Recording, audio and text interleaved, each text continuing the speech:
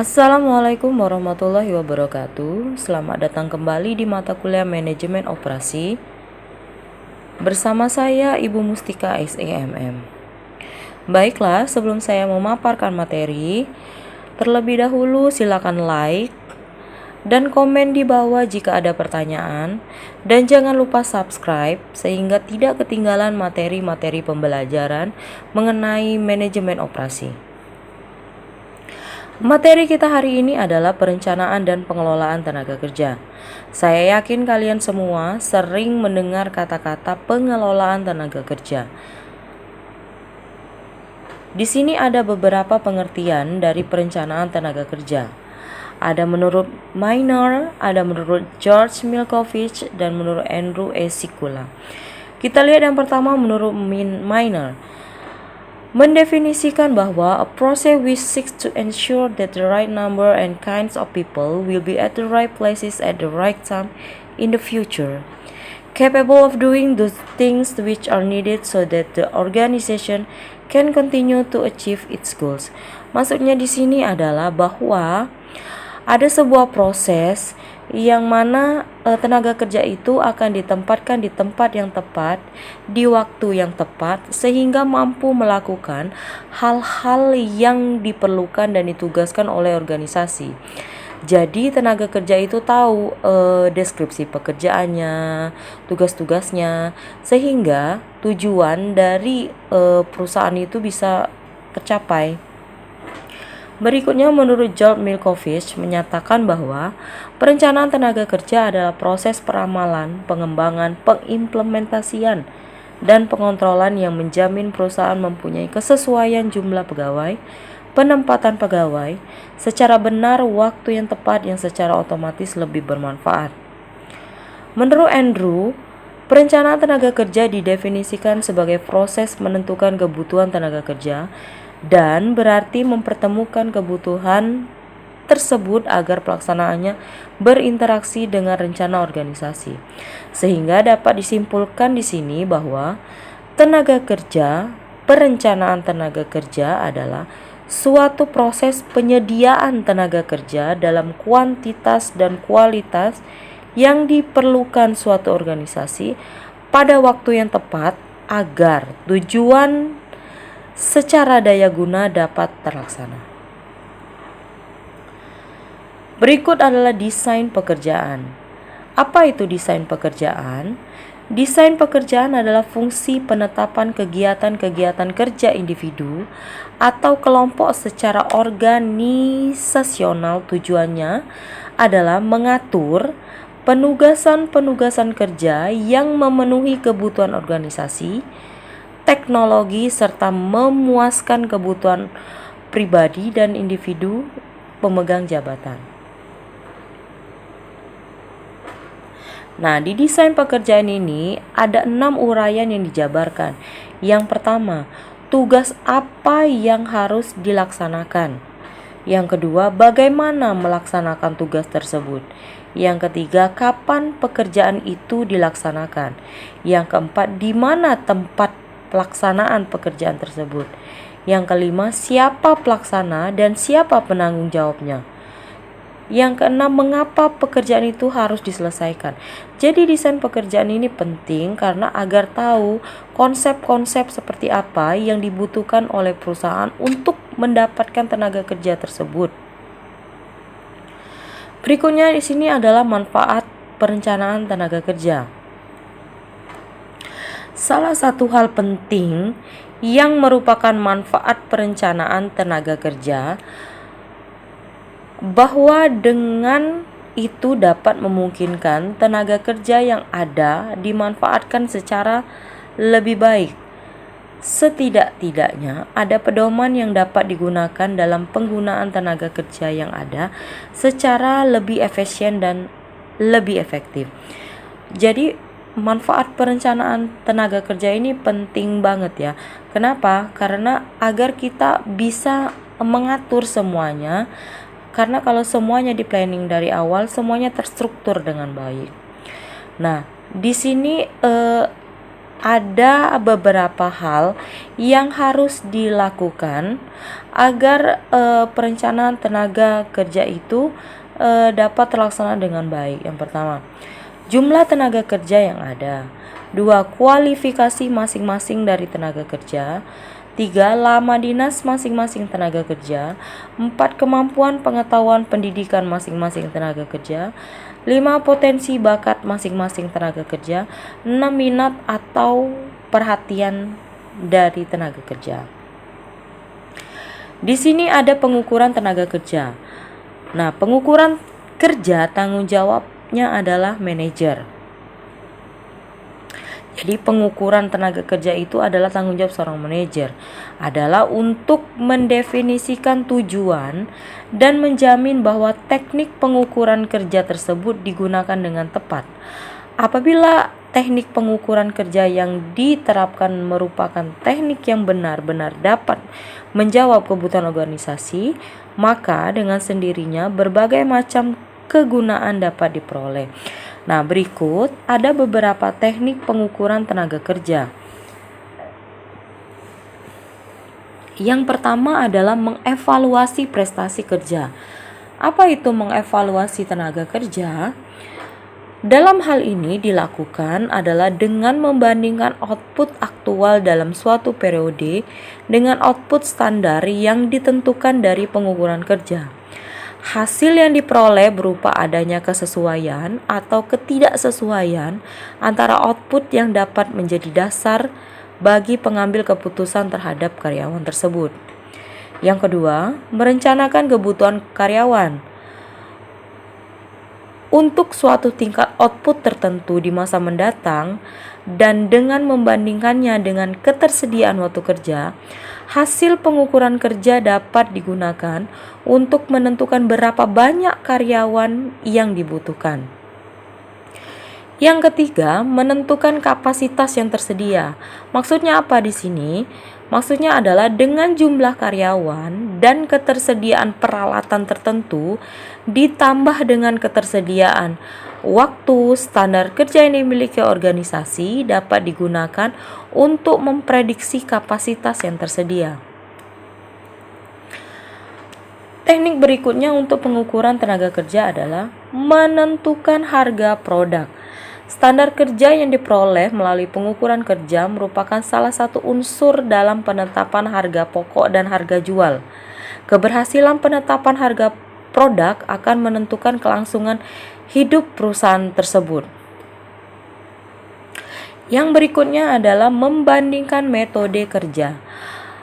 Maksudnya di sini adalah apabila sedang dilakukan evaluasi dan penilaian atas beberapa metode yang berbeda, standar kerja dapat memberikan dasar untuk melakukan perbandingan ekonomis atas metode-metode tersebut.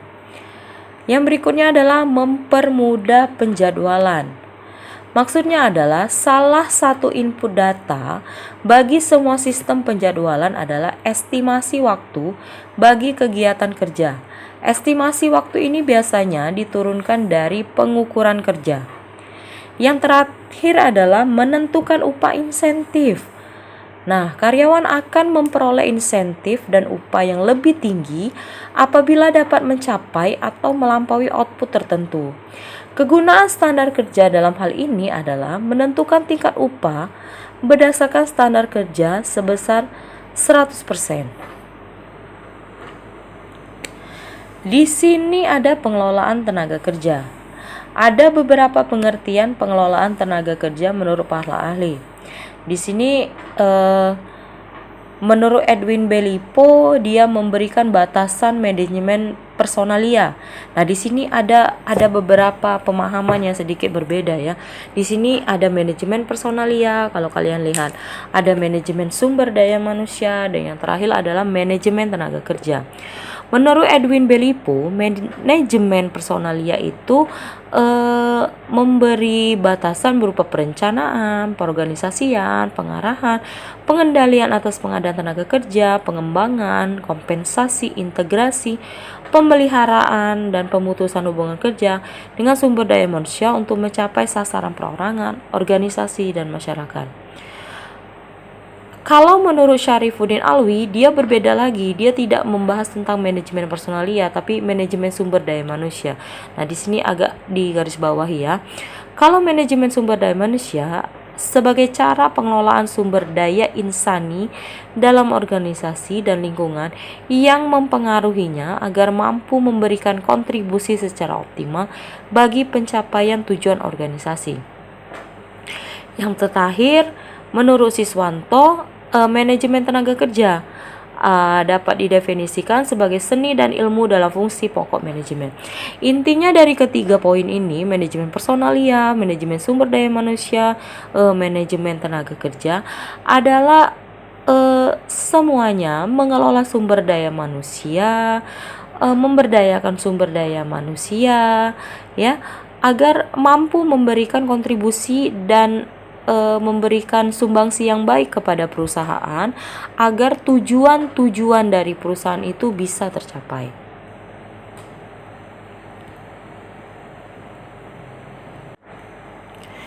Berikutnya adalah tujuan dari pengelolaan tenaga kerja. Nah, tujuan pengelolaan tenaga kerja di sini adalah meningkatkan kontribusi atau sumbangan produktifnya terhadap perusahaan. Jadi pengelolaan tenaga kerja itu untuk meningkatkan, sebenarnya seperti meningkatkan kemampuan ya, meningkatkan skill dari tenaga kerja tersebut agar bisa produktif, meningkatkan kinerja dari perusahaan tersebut. Nah, kontribusi apa sih yang dilakukan dalam pengelolaan tenaga kerja ini? Yang pertama itu meningkatkan komitmen. Apa itu meningkatkan komitmen? Yaitu kesetiaan dan ketaatan terhadap perusahaan. Kesetiaan dalam hal ini adalah tekad dan kesanggupan menaati, melaksanakan, dan mengamalkan sesuatu yang ditaati dengan penuh kesadaran dan tanggung jawab. Tekad dan kesanggupan ini ditunjukkan oleh sikap, perilaku sehari-hari, dan perbuatan dalam melaksanakan tugas sebagaimana diharapkan perusahaan.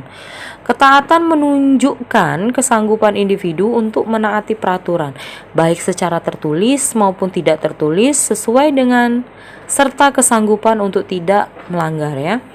Nah, poin kedua ini adalah menghasilkan tenaga kerja yang berproduktivitas tinggi. Menghasilkan tenaga kerja yang berproduktivitas tinggi. Jadi kalau adanya pengelolaan tenaga kerja ini bisa menghasilkan tenaga kerja yang berproduktivitas tinggi. Yang ketiga itu meningkatkan kompetensi.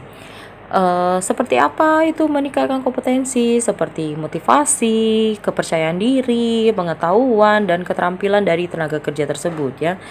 Yang terakhir itu ada mewujudkan iklim kerja. Nah, iklim kerja ini merupakan salah satu poin yang sangat penting dalam pengelolaan tenaga kerja agar kontribusi dari tenaga kerja tersebut dapat meningkatkan produktivitas dari perusahaan. Nah, iklim kerja itu seperti kondisi, situasi, dan kondisi lingkungan kerja di perusahaan ya. Iklim kerja bersama-sama dengan motivasi dan kompetensi tadi adalah penentu kinerja individu tenaga kerja. Iklim kerja yang kondusif adalah faktor pendukung atau pendorong yang menyediakan peluang bagi setiap individu tenaga kerja untuk mewujudkan semua potensi yang dimilikinya secara optimal. Nah, iklim kerja yang kondusif, nah, saya yakin kalian semua mahasiswa-mahasiswaku, kalau iklim kerja di tempat kalian kerja itu kondusif, tentunya bisa menciptakan semangat kerja yang tinggi, gairah kerja yang tinggi, tenaga kerja yang pokoknya tenaga kerja dan semangat kerja yang hebat. Nah, kalau kita sudah menciptakan itu semua, maka kinerja kita, kontribusi kita terhadap perusahaan akan meningkatkan produktivitas dari perusahaan itu sendiri. Ya, jadi iklim kerja itu seperti kondisi kalian bekerja di dalam perusahaan.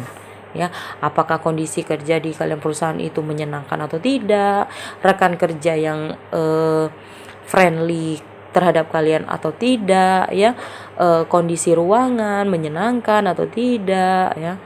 Nah, begitu mengenai iklim kerja. Nah, yang berikutnya adalah prinsip pengelolaan tenaga kerja. Di sini ada 7 poin dari prinsip pengelolaan tenaga kerja. Yang pertama, tenaga kerja dikelola bukan sebagai biaya, tetapi sebagai aset atau kekayaan perusahaan yang utama. Jadi tenaga kerja itu di-maintain sama perusahaan karena kita dianggap sebagai aset atau kekayaan perusahaan. Nah, kalau kita dianggap sebagai aset sama perusahaan, maka kita ditreatment dengan baik sama perusahaan. Diberikan reward, diberikan kompensasi, diberikan insentif, diberikan pujian, dan lain-lain ya. Yang kedua, tenaga kerja dikelola sebagai individu yang memiliki integritas dan keinginan untuk berbakti pada perusahaan dan masyarakat lingkungannya. Ya, jadi tenaga kerja itu dikelola agar menjadi individu yang memiliki integritas dan keinginan untuk berbakti ya kepada perusahaan. Jadi ada loyalitasnya mereka terhadap perusahaan tersebut. Yang ketiga, tenaga kerja dikelola dalam rangka peningkatan kompetensi dan komitmennya pada pekerjaan dan pada perusahaannya. Jadi tenaga kerja itu dikelola sama perusahaan dalam rangka peningkatan kompetensi, kemampuan dia dan komitmen dia terhadap pekerjaan tersebut. Jadi dia fokus terhadap pekerjaan tersebut, kompetensinya mumpuni ya, segala macam. Yang keempat, tenaga kerja dikelola dengan orientasi pada pencapaian hasil yang dapat dipertanggungjawabkan. Kelima, tenaga kerja dikelola dengan fokus peningkatan kerjasama sebagai suatu tim kerja untuk mencapai kepentingan bersama. Yang keenam, tenaga kerja dikelola dalam rangka penciptaan atau peningkatan jaringan kerja atau networking. Ketujuh, tenaga kerja dikelola dalam rangka memacu terciptanya inovator-inovator yang mampu memberikan nilai tambah bagi kemajuan perusahaan. Di sini ada fungsi administratif dari pengelolaan tenaga kerja. Di situ bisa dilihat ada 4 atau 5 poin di situ ya, beberapa hal yang meliputi administrasi pengelolaan tenaga kerja. Yang pertama, sistem manajemen keselamatan dan kesehatan kerja. Ini sangat penting di dalam perusahaan, adanya sistem manajemen keselamatan dan kesehatan kerja. Jadi kita dijamin oleh perusahaan. Yang kedua, penyelenggaraan pemeliharaan dan kesehatan kerja, kesehatan tenaga kerja, hampir sama tadi yang pertama ya. Yang ketiga, pendirian organisasi pekerja dan hubungan industrial. Yang keempat, pelaporan dan pemeriksaan kecelakaan. Yang kelima, penyelenggaraan jaminan sosial tenaga kerja. Nah, ini menurut teorinya Siswanto ya. Berikutnya di sini adalah fungsi operasional pengelolaan tenaga kerja. Nah, di fungsi pengelolaan tenaga kerja ini adalah serangkaian aktivitas atau tindakan-tindakan tertentu. Jadi ini adalah serangkaian aktivitas tenaga kerja di dalam pekerjaan. Mulai dari dia proses mendapatkan pekerjaannya, ketika dia sudah bekerja, dan adanya pemutusan hubungan kerja di akhir jika terjadi kondisi tertentu di perusahaan. Kita bahas satu-satu di sini. Yang pertama adalah analisis pekerjaan.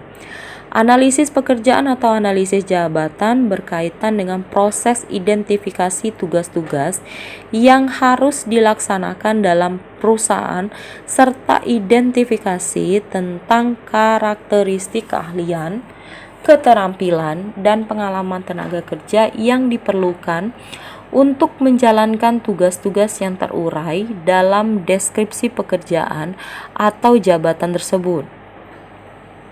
Nah, di analisis pekerjaan ini ada beberapa poin, yaitu seperti saya contohkan itu deskripsi jabatan, yang kedua itu spesifik jabatan. Jadi di analisa pekerjaan itu ada 2 poin, deskripsi jabatan dan spesifikasi jabatan. Atau istilah lain orang sering menyebutkan deskripsi pekerjaan dan spesifikasi pekerjaan. Nah, deskripsi dan spesifikasi pekerjaan ini 2 hal yang berbeda ya. Kalau deskripsi pekerjaan itu adalah uraian dari pekerjaan tersebut. Saya contohkan, misalnya deskripsi pekerjaan seorang pramugari misalnya. Nah, uraian pekerjaan seorang pramugari itu seperti apa? Membantu penumpang dalam mencari tempat duduk yang salah misalnya, atau yang berikutnya itu menyiapkan makanan dan minuman bagi penumpang, membantu menjelaskan tentang kondisi yang ada di pesawat gitu ya. Itu uraian pekerjaan dari pramugari. Nah, kalau spesifikasi pekerjaan dari seorang pramugari, spesifikasi pekerjaan itu maksudnya di sini adalah syarat-syarat seseorang untuk mendapatkan pekerjaan tersebut. Nah, kalau yang tadi saya contohkan deskripsi pekerjaan seorang pramugari, maka spesifikasi pekerjaan seorang pramugari itu seperti apa? Yang pertama, misal penampilannya harus menarik. Yang kedua, usianya di bawah 25 tahun. Yang ketiga, pendidikan minimal SMA. Nah, yang keempat, tinggi badan minimal 160 cm ya. Bisa berbahasa Inggris, komunikatif gitu ya. Jadi itu yang namanya spesifikasi pekerjaan. Yang kedua adalah perekrutan tenaga kerja. Ketika analisa pekerjaan sudah dilakukan, deskripsi pekerjaan sudah dibuat, spesifikasi pekerjaan sudah dibuat, nah kita lakukanlah perekrutan tenaga kerja. Untuk apa perekrutan ini dilakukan? Untuk pengadaan dan penarikan tenaga kerja yang gunanya adalah untuk mengisi posisi dan formasi yang belum terisi maupun bagian atau tugas baru yang diciptakan oleh perusahaan. Nah, perekrutan ini bisa dilakukan dari dalam perusahaan maupun dari luar perusahaan. Kalau semisalnya perekrutannya dari dalam perusahaan, maka melalui yang namanya, seringlah kalian dengar yang sudah bekerja, melalui promosi atau mutasi ya. Nah, promosi itu apa? Promosi adalah memindahkan tenaga kerja dari suatu jabatan ke jenjang jabatan yang lebih tinggi. Kalau mutasi itu mutasi atau rotasi lah ya bahasanya, adalah memindahkan tenaga kerja dari satu unit atau bidang atau bagian pekerjaan lain dalam satu perusahaan yang dianggap selevel sama dia atau setingkat sama jenjang level pekerjaannya gitu ya. Misalnya dia seorang administrasi, ya sama administrasi ya. Berikutnya itu adalah seleksi tenaga kerja. Jika perekrutan sudah dibuat, artinya pengadaan penarikan tenaga kerja. Nah, berikutnya adalah adanya seleksi tenaga kerja. Nah, seleksi tenaga kerja ini apa? Adalah kegiatan suatu perusahaan untuk menentukan dan memilih tenaga kerja yang memenuhi kriteria yang ditetapkan oleh perusahaan. Jadi, seleksi ini juga memperhitungkan kemungkinan keberhasilan atau kegagalan individu dalam pekerjaan yang akan diberikan kepadanya. Nah, di sini ada beberapa poin dari seleksi tenaga kerja. Yang pertama, penyaringan awal, yaitu tahap seleksi awal yang meliputi seleksi terhadap kelengkapan persyaratan yang diminta, seperti persyaratan administrasi ya. Yang kedua, tes pekerjaan, yaitu tes yang diadakan dengan tujuan untuk mengukur tingkat kecerdasan, pengetahuan, keahlian, dan keterampilan yang dibutuhkan untuk memangku pekerjaan di laman. Nah, kalau tes pekerjaan ini seperti tes psikotes lah. Kalau yang sudah bekerja sudah paham lah. Yang ketiga adalah tes wawancara. Ketika tes yang kedua, tes psikotesnya lulus, maka tes wawancara ini dilakukan. Nah, tes yang diadakan dengan tujuan untuk melihat minat, motivasi pelamar terhadap pekerjaan serta kepribadian. Nah, terkadang di tes wawancara ini para pekerja itu sering terjebak dengan pertanyaan-pertanyaan si pewawancara, dan juga gestur tubuh kita ketika diwawancara itu harus harus benar-benar kita perhatikan. Kenapa? Salah sedikit kita, gestur tubuh dan segala macam, maka si pewawancara akan memblacklist kita. Yang keempat adalah penempatan induksi dan orientasi tenaga kerja. Ketika tes wawancara sudah dilakukan dan lulus, maka adanya penempatan induksi dan orientasi tenaga kerja. Apa itu? Adalah kegiatan kalau penempatan kerja dimaksudkan untuk menempatkan tenaga kerja sebagai unsur pelaksana pekerjaan pada posisinya. Jadi kalian ditempatkan ketika sudah bekerja itu ya di posisi yang kosong tersebut. Jika administrasi ya bagian administrasi yang kalian tempati. Terus kegiatan induksi dan orientasi dimaksudkan adalah untuk memberikan informasi tenaga kerja baru yang akan mulai bekerja tentang bagaimana suatu pekerjaan harus dilaksanakan. Kalau induksi orientasi itu ya orientasi seperti kalian kuliah ada yang namanya mastama gitu ya. Nah, itu sama seperti orientasi ketika bekerja. Poin kelima itu adalah kompensasi tenaga kerja. Nah, kalau masalah kompensasi berarti kalau kita sudah ditempatkan di tempat pekerjaan, kita sudah diterima, berarti ada yang namanya kompensasi yang diberikan perusahaan kepada kita berupa gaji, berupa upah, reward, ya, tunjangan-tunjangan, jaminan keselamatan, dan lain-lain. Nah, itu merupakan salah satu bentuk dari kompensasi. Yang berikutnya, yang keenam adalah penilaian kinerja. Ketika kita sudah bekerja, kita sudah diberikan kompensasi, maka patutlah kita dilakukan penilaian kinerja oleh perusahaan. Nah, penilaian kinerja ini apa? Adalah kegiatan untuk menentukan keberhasilan pelaksanaan pekerjaan kita sebagai tenaga kerja dengan tujuan untuk meningkatkan prestasi kerja setiap individu tenaga kerja. Jadi penilaian kinerja ini penting. Kenapa? Agar adanya evaluasi dari setiap pekerjaan yang kita lakukan. Di dalam penilaian tenaga kerja ada beberapa pendekatan yang bisa dilakukan untuk menilai. Yang pertama, pendekatan perilaku. Pendekatan perilaku itu memfokuskan penilaian terhadap kinerja setiap tenaga kerja dilihat menurut deskripsi jabatannya ya, uraian jabatan. Yang kedua adalah pendekatan atribusi. Apa itu? Pendekatan ini memfokuskan penilaian kinerja berdasarkan karakteristik atau sifat-sifat yang harus dimiliki yang sifat-sifat yang dimiliki harus relevan dengan pekerjaan yang menjadi tanggung jawabnya. Saya contohkan gini, sifat yang harus dimiliki misalnya tanggung jawab, kedisiplinan, ketegasan, komitmen, dan sebagainya.